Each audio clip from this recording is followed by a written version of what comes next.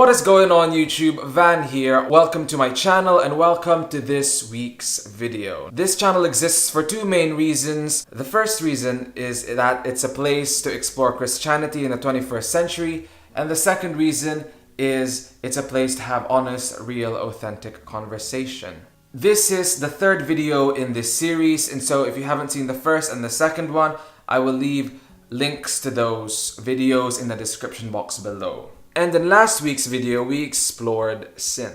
We spoke about how sin is godlessness and rebellion.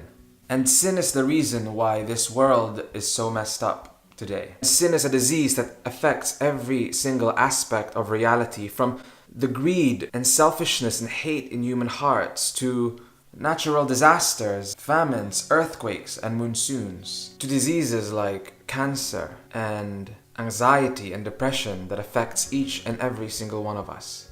In last week's video, we talked about how Adam and Eve opened the door to sin when they acted in rebellion against God and ate the forbidden fruit. And although that's how sin entered our world, actually sin, this spirit of godlessness, this spirit of rebellion, existed long before humans were created. The Bible tells us that sin started in heaven, in the heart of Lucifer, an angel created by God.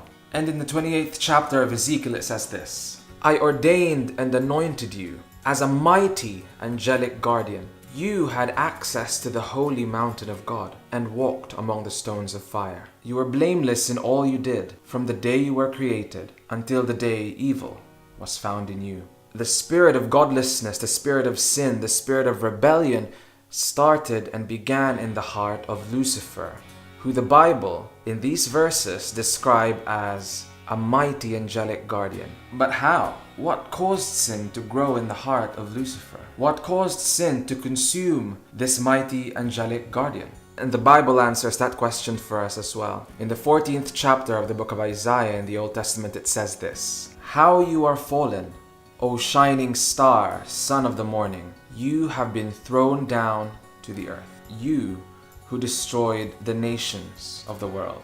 For you said to yourself, I will ascend to heaven and set my thrones above the stars of God. I will preside on the mountain of God, far away in the north.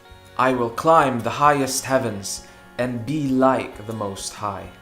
Simply put, Lucifer became prideful. This mighty angelic guardian that God had created wanted to be like God.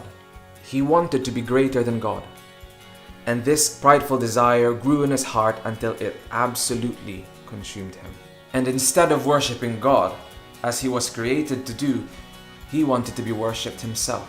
C.S. Lewis, the author of the Narnia books, describes pride as a spiritual cancer. And with the pride that grew in the heart of Lucifer came jealousy and selfishness. And so the story continues. And in the 12th chapter of Revelation it says this: And then there was war in heaven. Michael and his angels fought against the dragon and his angels. And the dragon lost the battle, and he and his angels were forced out of heaven. This great dragon, this ancient serpent, called the devil or Satan, the one deceiving the whole world, was thrown down to the earth with all of his angels. The Bible describes him here as the ancient serpent, and it was exactly in this form that Lucifer, now called Satan, came to Adam and Eve. Sin is a disease. Sin is contagious. And earlier on in the 12th chapter of Revelation, it actually says that Satan was able to convince a third of all the angels of heaven to rebel against God. And he did this by spreading lies. In the verse that we just read, it describes him as the one who deceives the whole world. And so that's how sin ended up on earth. Because when they lost the battle, they were cast out of heaven. They were thrown down, and Satan and his angels came to earth. And unfortunately, the next target of Satan and his angels was humanity. And it was here where they sought to spread this disease of sin. And one of the questions that always comes up when you talk about this topic is that why didn't God just destroy Lucifer and all of his angels who rebelled right there and then? And when I think about that question, two main answers come to mind. The first one is that God had to clear his name. Lucifer, in his sinfulness, in his hate, in his jealousy, and his lies, brought accusations against God, claiming that God isn't good, claiming that God doesn't have the best interests of his people, claiming that God isn't who he says he is. He questioned the goodness and the character of God. And had God destroyed him and his angels then, it would have only led to more doubt and questions. God wanted to clear his name.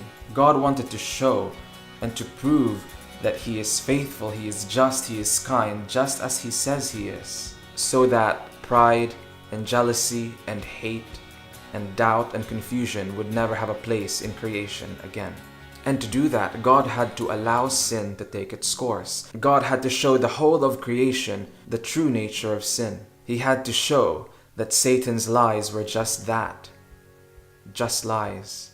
And it's here, on this planet, where the hate, the jealousy, the selfishness, the evil, and the destructiveness of sin is on display for all to see. The second reason that I want to share with you today is based on the character of God. In the 4th chapter, in the first book of John, the Bible says that God is love. And the truth about love is that unless you can choose to reject it, unless you can choose not to love, it doesn't mean anything. And so for God, for love to be real, there has to be freedom for all of us not to love. In the 3rd chapter of Genesis, when Adam and Eve first acted in rebellion against God, God made a promise. He promised that one day someone would come to rescue and to deliver us from this disease of sin. Someone who will come to show us the goodness of God. Someone who will show all of us who we really are, children of God.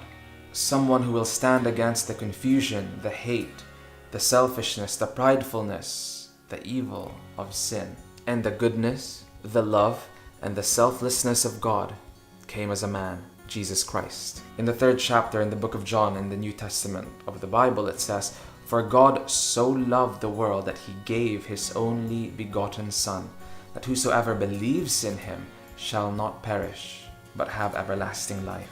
And in the next few videos, we will be talking about this man, Jesus. We'll be exploring how one man can possibly rescue us and deliver us from being slaves to sin, from being slaves to hatred and jealousy and envy and lust. And so guys, that brings us to the end of this week's video. I hope that you enjoyed it. I hope that you were blessed. If you have any questions, if you have any specific topics that you want me to cover and talk about, do please leave a comment below. If you found this video helpful or encouraging, leave a thumbs up. Do click that share button and do subscribe. As I said earlier, I will also leave links to all the other videos in this series in the description box below. And if you have Instagram, do feel free to follow me on there at @vanshiono. And guys, as we go into this Christmas season, the most important part of Christmas are those first 6 letters. God bless you. Merry Christmas. Peace out.